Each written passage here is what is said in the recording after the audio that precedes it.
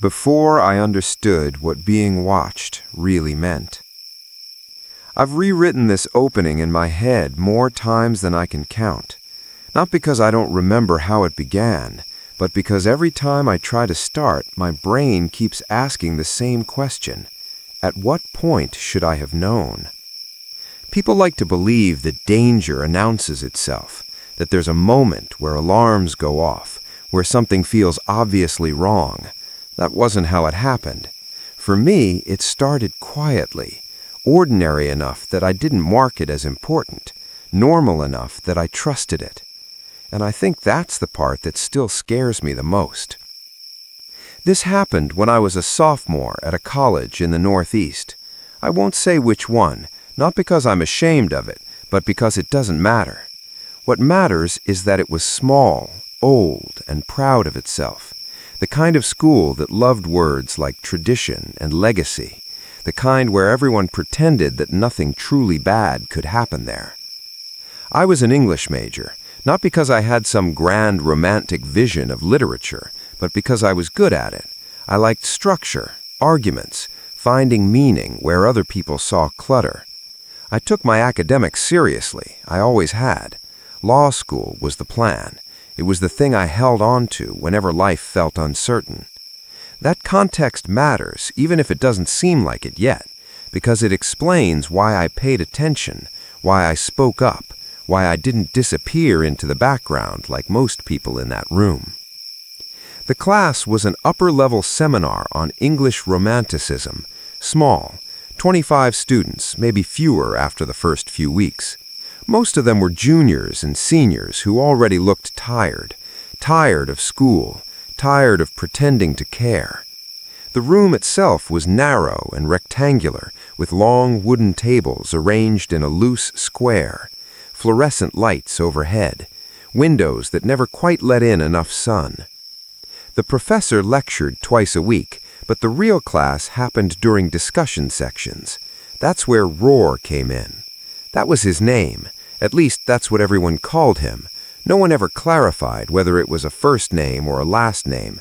No one questioned it. It was just Roar. He was in his late 20s, I think. Tall, thin, slightly hunched, like he'd grown faster than his confidence could keep up with. He always looked tired. Not exhausted, just permanently under-rested.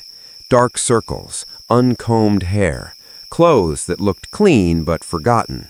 He had this energy about him that I didn't know how to label at the time. Now I do. It was the energy of someone who desperately wanted to be taken seriously. Discussion sections were awkward from the start. Romanticism is one of those subjects that sounds poetic until you're actually sitting in a room trying to talk about it. Nature, memory, the sublime, emotional truth. Most days, no one wanted to go first. The silence would stretch. You could feel it pressing against the walls. Roar hated that silence.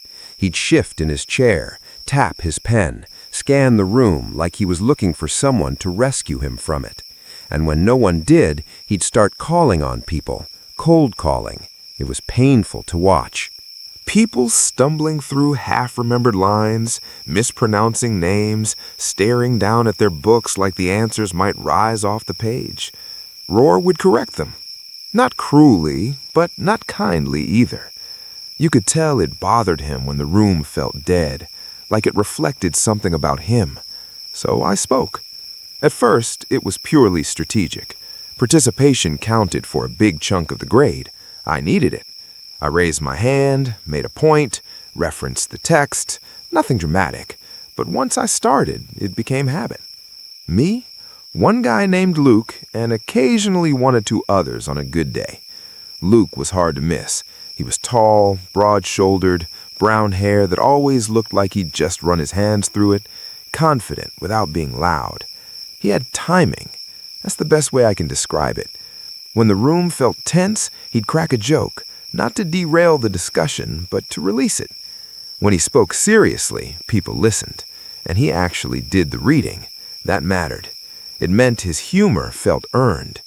I remember thinking he was smart, but a little goofy, the kind of guy who didn't try too hard to impress people because he didn't need to. We weren't friends at first, just classmates. But when you're two of the only people talking, you notice each other. Roar noticed too. Whenever Luke spoke, Roar leaned forward. Whenever I spoke, he nodded. At the time, it felt like validation. I'd make a point and Roar would build on it, expand it, reference it later. It felt good. I won't pretend it didn't.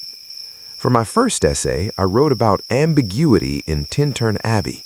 Nothing groundbreaking, but it was thoughtful. When I got it back, the margins were filled.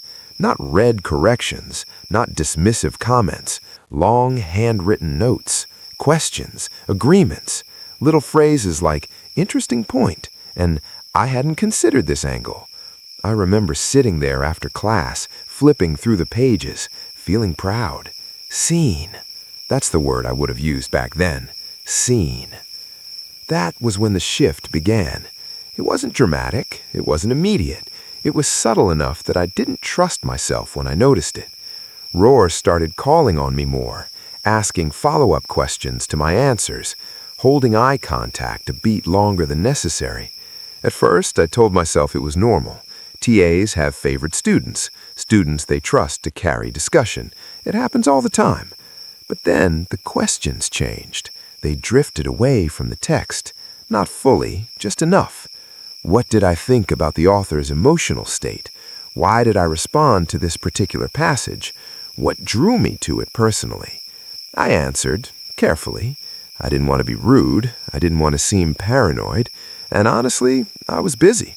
Because around the same time, Luke started appearing everywhere. Our sorority and his fraternity overlapped constantly. Mixers, date nights, parties where the music was too loud and the floors always felt sticky. I didn't even like Greek life that much, but we were both in what people called top houses, whatever that meant.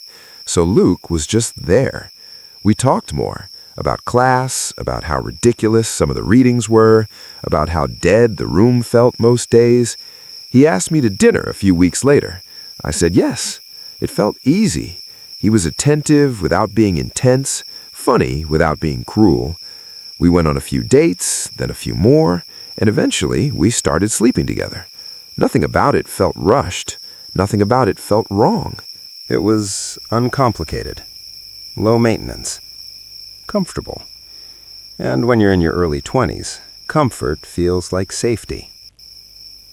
One afternoon after class, I was walking to my car when I saw Luke standing behind the lecture hall.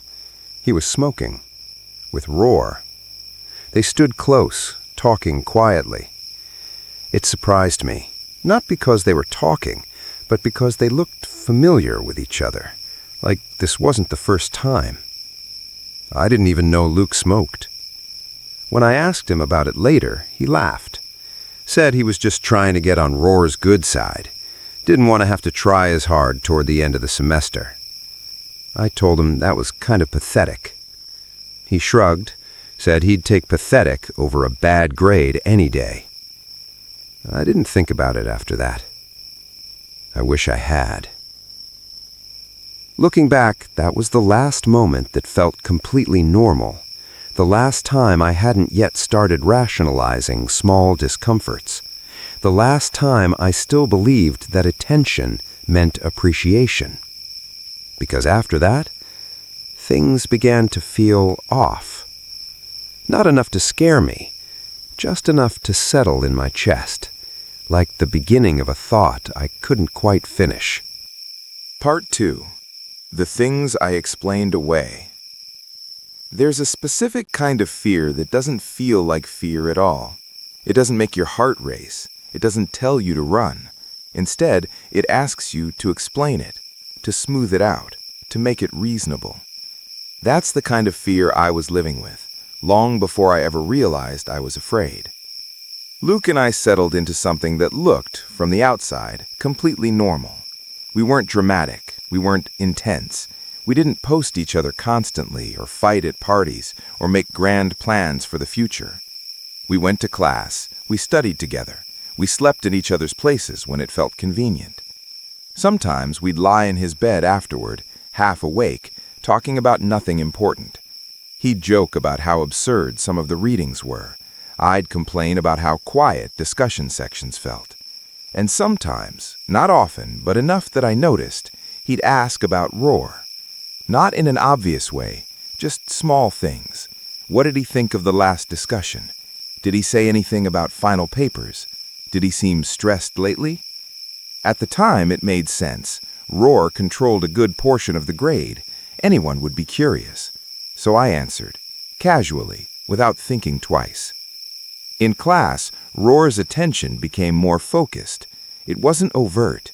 If someone had asked me to prove it, I wouldn't have been able to, but I could feel it.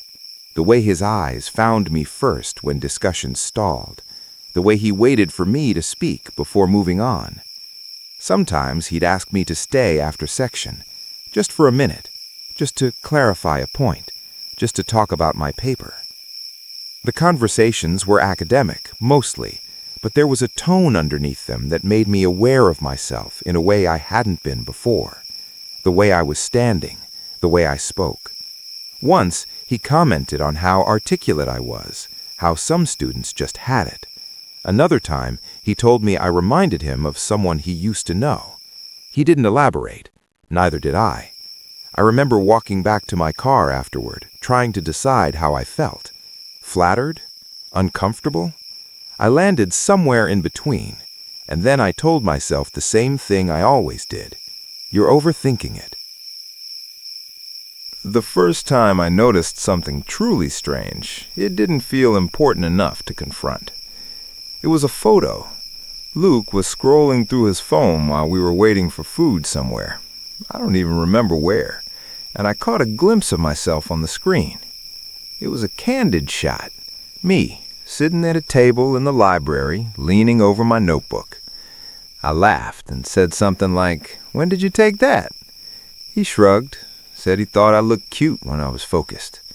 It was said lightly, casually, and honestly, if he'd asked, I probably would have said yes, so I let it go. After that, I started noticing more. Photos of me studying, walking to class, sitting on my bed with my laptop. Nothing explicitly sexual, nothing illegal, just observant. I told myself it was normal. People take pictures of people they're dating, right? Still, something about it unsettled me. Not enough to stop seeing him, just enough to make me feel watched, even when he wasn't around. At the same time, Roar's behavior continued its slow shift. He started asking me questions that felt less like academic curiosity and more like personal interest. What other classes was I taking? What did I want to do after graduation? Was law school really what I wanted, or just what I thought I should want? I answered carefully, always carefully. I didn't want to give him the wrong idea, though I couldn't have explained what that wrong idea even was. Sometimes, when discussion ended early, he'd linger, stand too close, lower his voice. Once he mentioned seeing me around campus, said I always looked busy. I laughed it off, said that was kind of the point. He smiled, but it didn't reach his eyes. The night everything truly began to unravel wasn't dramatic. There was no argument, no warning sign. Luke had fallen asleep beside me, his phone lying on the bed between us. A YouTube video was playing quietly, some commentary channel I didn't recognize. The screen was unlocked. I wasn't snooping, not at first. I just glanced down, the way anyone would, and saw my own face. Another photo. This one closer, more intimate. I felt a strange heat rise in my chest. Not anger, something colder. I picked up the phone, scrolled. There were so many. Some I remembered sending, some I didn't remember taking. Angles I didn't recognize, moments I didn't recall. I wasn't angry, I wasn't even shocked. I was disoriented, like I was looking at a version of my life I hadn't realized was being documented. Luke stirred beside me. I put the phone down, lay back, stared at the ceiling, and tried to slow my breathing. I didn't confront him. I didn't cry. I didn't scream. I did what I'd been doing for months. I explained it away. He's my boyfriend. He probably just likes having pictures of me. If I ask, it'll be awkward. If I don't ask, it'll go away. So I went to sleep, or at least I lay there pretending to. The next week felt off, not in any single obvious way, just heavy. Luke seemed more attentive than usual, more eager to please. Roar seemed more withdrawn. He didn't call on me as often, didn't linger after class. That should have made me feel relieved. Instead, it made me uneasy. It felt like something had shifted behind the scenes, like a conversation had happened that I wasn't part of. One night, a week later, Luke fell asleep again. This time, I didn't hesitate. I picked up his phone and tried guessing the password. It took less than a minute. His birthday, backwards. When the screen unlocked, my stomach dropped. I went straight to his messages, scrolled past friends, group chats, old conversations. Then I saw it. An unsaved number. No name, just a string of digits. The conversation thread was long, weeks long. I opened it and felt something inside me fracture. Photos. My photos. Sent, received, commented on, over and over. Not just the ones I remembered, the ones I didn't. Angles taken without my knowledge, moments I hadn't consented to. My hands started shaking so badly I almost dropped the phone. I took pictures of everything, screenshots, proof. I didn't even know what I was thinking, only that I needed to remember, only that I needed evidence. I started crying before I realized I was. Quietly at first, then harder.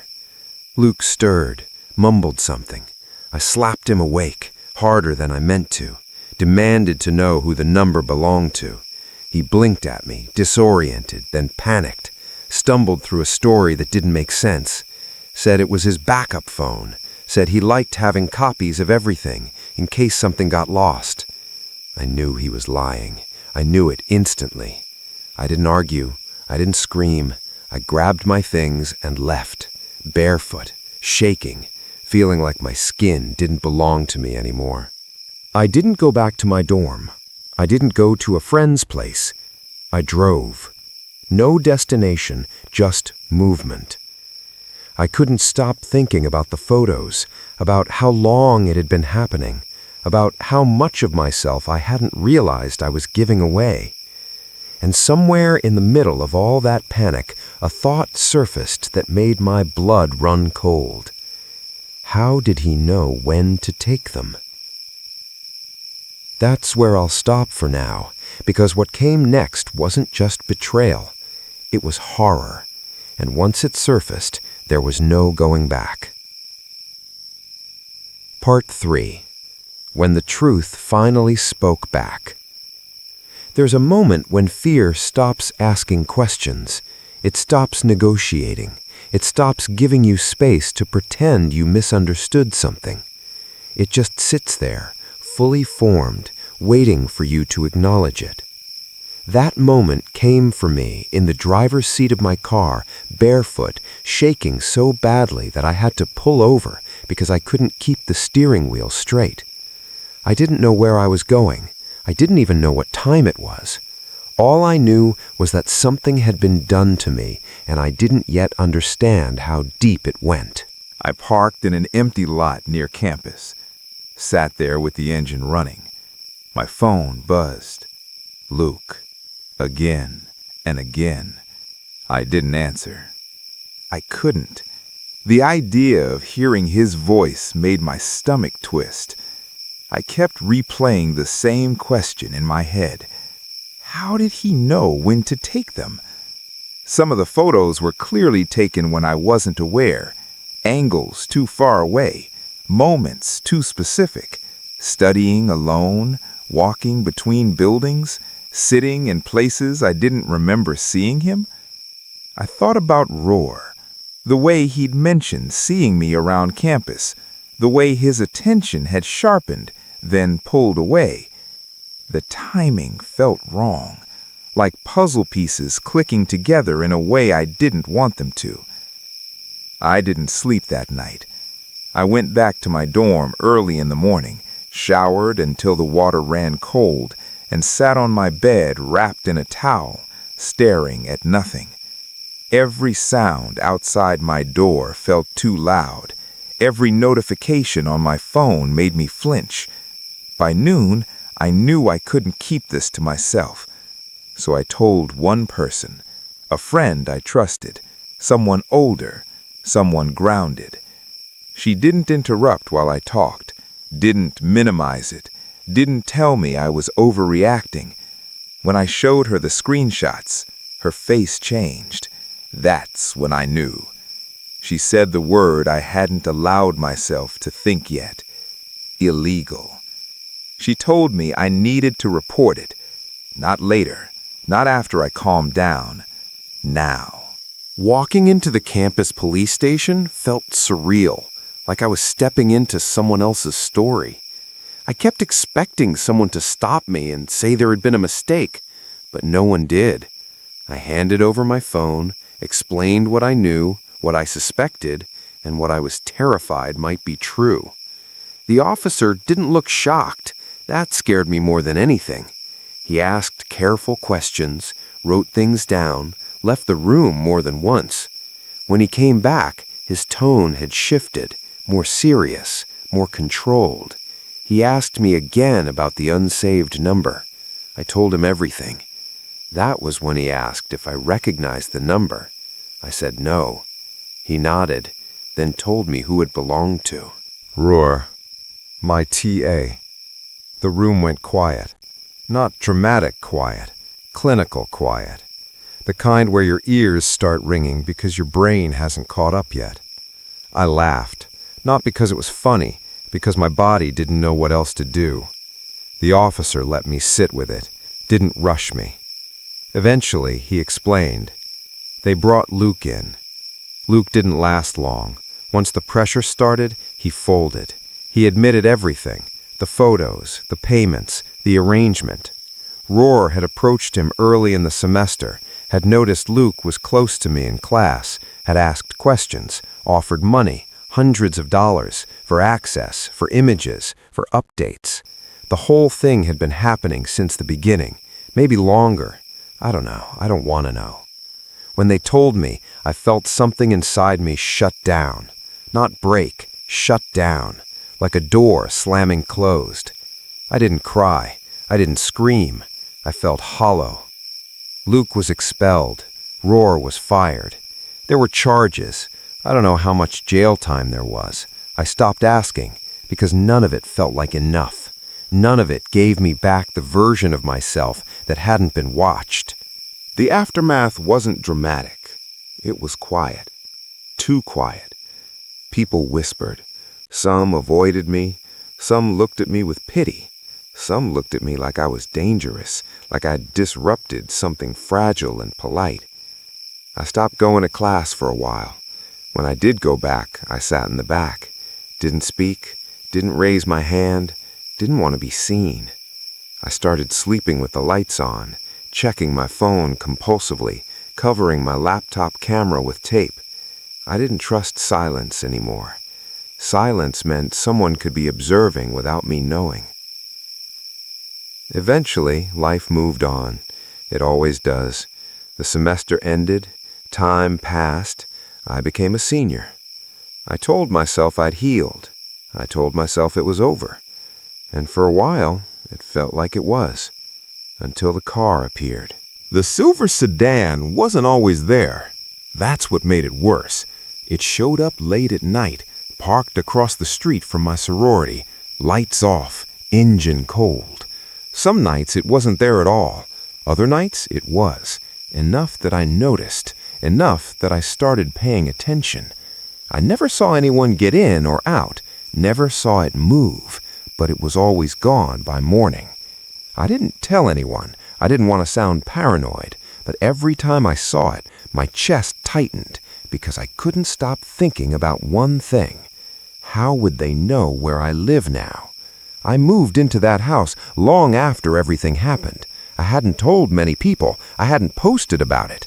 And yet, the car kept coming back. I lock my door twice every night. I check the windows before bed. Sometimes I stand at the window longer than I mean to, staring into the dark, waiting to see something move. I don't know who's in that car. I don't know if it's connected. But I do know this. Once you learn what it feels like to be watched, you never really unlearn it. Part 4. Some things don't end. They just learn to wait. People ask what happens after something like that. They imagine there's a moment where everything snaps back into place, where justice feels satisfying, where you wake up one morning and realize you're finally okay. That moment never came for me. What came instead was something quieter, something that followed me into ordinary life and refused to leave. After Luke was expelled and Roar disappeared from campus, the university did what institutions always do. They moved on.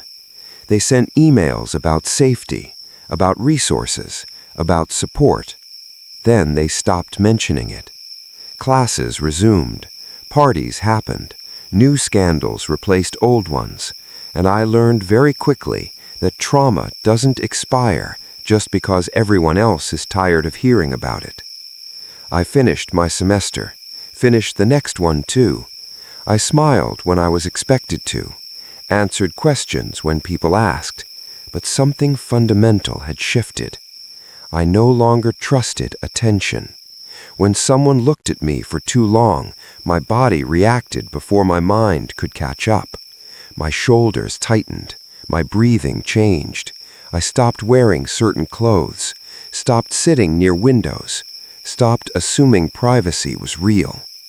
At night, I replayed memories, not the obvious ones, but the small moments, times I'd laughed something off, times I'd answered a question without thinking, times I'd mistaken being watched for being valued. By senior year, I thought I had learned how to live with it. I told myself that fear had limits, that it couldn't follow me forever. That's when I noticed the car. The first time, I barely registered it. A silver sedan parked across the street from my sorority house late at night. I assumed it belonged to someone visiting. The second time, I noticed. The third time, I started counting. He wasn't there every night. That would have been easier. It showed up irregularly, unpredictable, always late, always gone by morning. I never saw anyone get out, never saw headlights turn on, just presence, like it wanted to be seen only enough to make me doubt myself. I didn't tell anyone, not at first, because I knew how it sounded, because I knew what people would say. You've been through a lot, you're sensitive, you're projecting. So I watched quietly. I memorized the shape of it, the way the street light reflected off the hood, the way it sat just far enough away to feel intentional. Sometimes I stood at my window longer than I meant to, staring, waiting, wondering if someone was staring back. I tried to rationalize it. Maybe it belonged to someone nearby. Maybe it was coincidence. But the questions kept coming. How would they know where I lived? I hadn't told many people. I hadn't posted about it, and yet the car had found me. That thought settled into my chest and stayed there. I started locking my door twice, then checking it again. I started covering my windows earlier in the evening, stopped walking alone at night. I noticed how exposed everything felt, how thin walls really are, how easily routines form. I stopped believing in overthinking, because every time I'd trusted that instinct before, I'd been wrong. Nothing ever happened. That's the worst part. No confrontation, no proof, no resolution, just the presence. And then, one night, the car stopped coming. Weeks passed, then months. I told myself it was over. I told myself fear had finally burned itself out. I started sleeping better, laughing more, letting my guard down just enough to breathe again. That's when I realized something. I hadn't stopped watching the street. I was still checking without thinking, still scanning reflections, still listening for sounds that didn't belong. The fear hadn't left, it had just gone quiet. Sometimes, late at night, I think about how long they watched me before I noticed, how many small moments I gave away without realizing, and I wonder if the car was real, or if it was my brain refusing to believe that danger ever truly ends. I don't know the answer. I don't know if I ever will. What I do know is this: once someone teaches you what it feels like to be observed without consent, you never fully return to who you were before. You just learn how to live with the awareness, and you hope, quietly, that whatever was watching has finally lost interest.